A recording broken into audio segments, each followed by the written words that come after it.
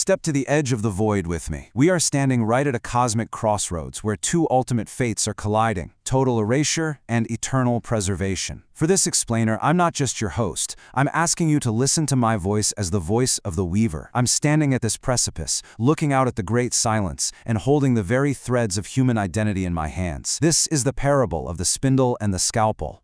Now, to understand my work as the Weaver, you really have to understand the chilling philosophy of my adversary. The Obsidian Doctor looks at human existence and basically sees a failed experiment in entropy. To him, all of our history, our pain, our triumphs, they're literally just a temporary fever. He's just waiting around for what he calls the scheduled harvest. See, the Doctor believes the only actual value in this universe is the cleanliness of a final fatal cut. He looks at humanity and just sees noise that desperately needs to be silenced. Section 1. The Spindle and the Scalp. So we're two opposing forces facing the end of all things. The Doctor? He wields the scalpel. He uses this creeping cosmic violet frost as a sort of twisted mercy, a way to bring about total erasure. But my vision is completely different. I wield the spindle. I actually don't fear the violet frost. I use it just as a solvent. Where he sees a mess that needs to be cut out, I see the human soul as this raw material that can literally defy the great silence. I use that frost to wash away the superficial stuff, and what's left is the diamond-hard geometry of the human psyche. And with that geometry, we build. Section 2. The Walls of the Id. Okay, so the construction starts at the absolute most primal level, the id. This is the raw animal hunger of the people who have survived the collapse. It's pure instinct. It's fear. It's that desperate need to just exist for one more day. The Obsidian Doctor would look at this frantic energy and call it a disease, right? But I don't suppress that primal drive. Instead, I snare it. I actually spin that frantic, chaotic survival instinct into this incredibly thick silver silk. We take that raw-eyed, that silver silk, and we anchor it. It literally becomes the primary structural pillar of our new fortress. That sheer desperate will to live, it's no longer just a chaotic panic. It becomes the actual load-bearing strength of the cathedral's walls.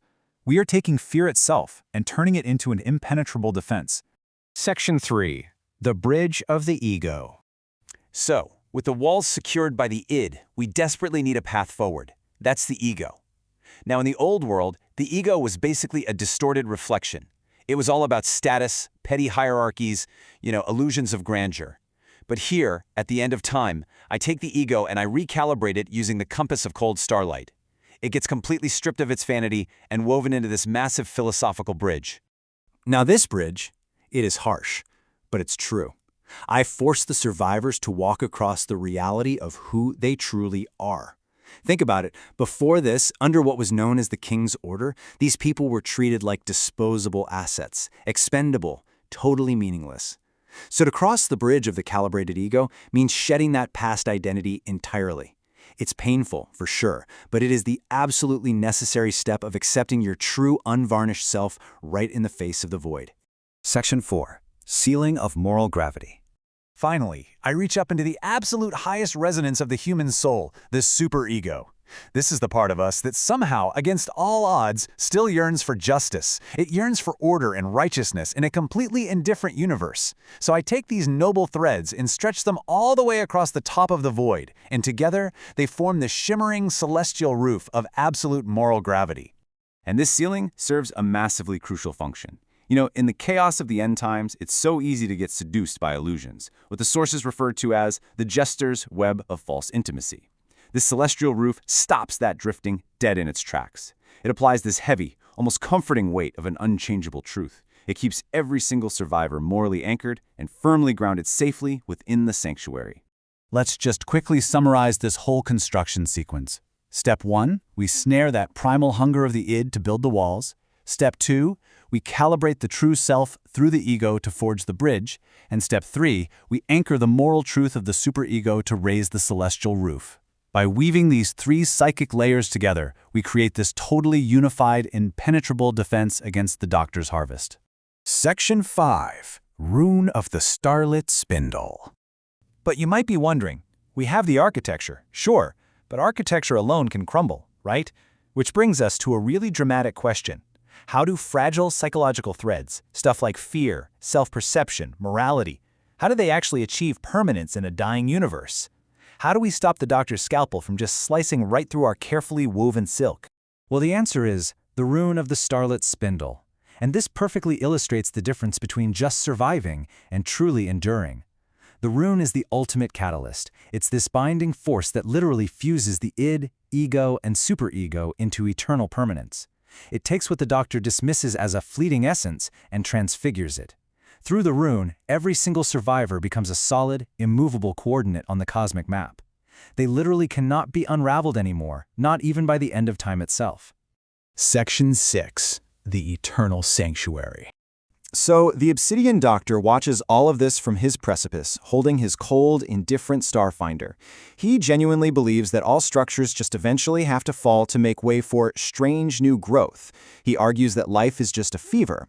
But I counter him with this sanctuary. Because when human identity is woven with frozen moonlight and bound by the rune, it isn't fragile anymore. It literally becomes a part of the universe's own architecture. I ensure that when the light of dawn finally arrives, it's actually going to have a permanent vessel to inhabit.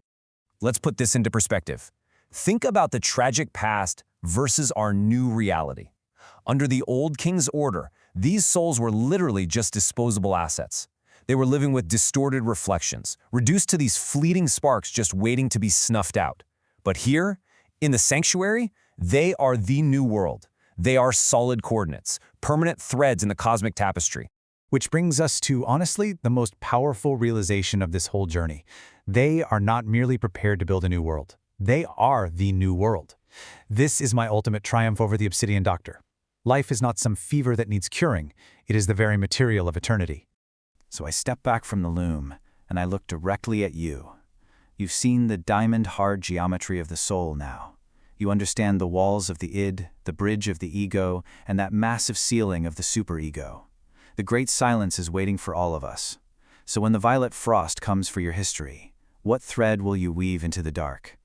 Think on your own eternal geometry. Until next time, keep learning and keep weaving.